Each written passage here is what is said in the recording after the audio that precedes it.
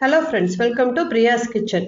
இன்னைக்கு நம்ம பார்க்க போகிற ரெசிபி சூப்பர் டேஸ்டியான ப்ரோட்டீன் ரிச்சான வெஜிடேரியன் எக் பொரியல்.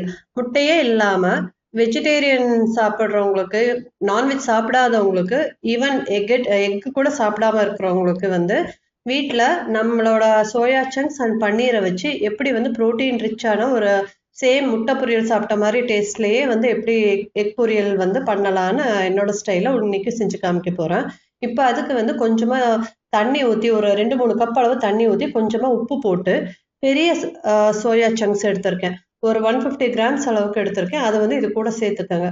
அந்த தண்ணி நல்லா ஒரு பாயில் வந்ததுமே நம்ம கேஸ் ஸ்டவ் ஆஃப் பண்ணி மூடி வச்சிடலாம். ஒரு 10 நிமிஷம் மூடி வச்சுட்டீங்கன்னா உங்களுக்கு அந்த சோயா சங்க்ஸ் நல்லா சாஃப்டா ஆயிடும்.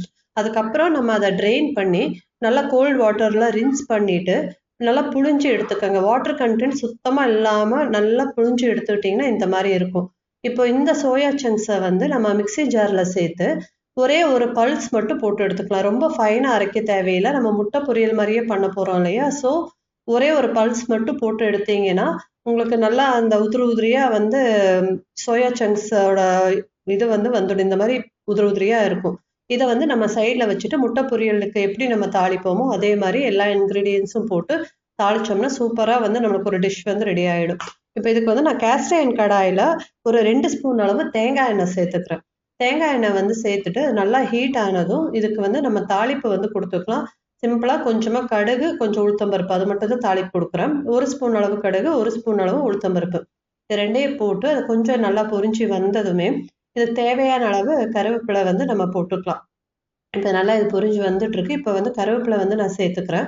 கருவேப்பிலை போட்டுட்டு பூண்டு தட்டி வச்சிருக்கேன். ஒரு 4-5 பல்லு பூண்டு, அப்புறம் ஒரு 2 பச்சை மிளகா நைஸாக கீறி வச்சிருக்கேன். இதையும் போட்டு நல்லா சாட் பண்ணி விட்டுக்கோங்க.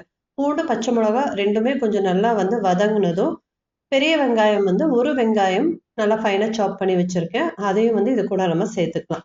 வெங்காயம் நல்லா கொஞ்சம் வதங்கட்டும். வதங்கினாதான் உங்களுக்கு அந்த முட்டை பொரியல் வெஜிடேரியன் முட்டை பொரியல் அது உங்களுக்கு டேஸ்ட் நல்லா இருக்கும். இப்போ நல்லா வதங்கிருச்சு. இப்போ நம்ம பல்ஸ் பண்ணி எடுத்த சோயா சங்க்ஸ் இது கூட நம்ம சேர்த்துக்குங்க.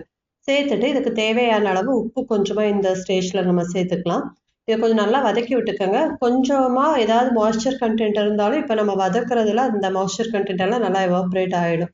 ஸோ உப்பு நல்லா சேர்த்து கொஞ்சம் ஒரு 3-5 நிமிஷம் வரைக்கும் நல்லா வதக்கிக்கங்க. உங்களுக்கு அந்த வதங்குறப்போவே உங்களுக்கு அந்த டெக்ஸ்சர் உங்களுக்கு மாறும். நல்லா ஒட்டாம உங்களுக்கு அந்த கடாயில இருந்து சுத்தி வரும். அந்த மாதிரி இந்த ஸ்டேஜ்ல பாருங்க, இந்த மாதிரி வந்திருக்குது. இப்போ இந்த ஸ்டேஜ்ல நான் வீட்டில் ஹோம்மேட் பன்னீரை 1 கப் அளவு பன்னீரை கிரம்பிள் பண்ணி வச்சிருக்கேன். கிரேட் பண்ணல, ஜஸ்ட் நல்லா பொடி பொடியா கிரம்பிள் பண்ணி வச்சிருக்கேன். அதை இது கூட நம்ம சேர்த்துக்கோங்க.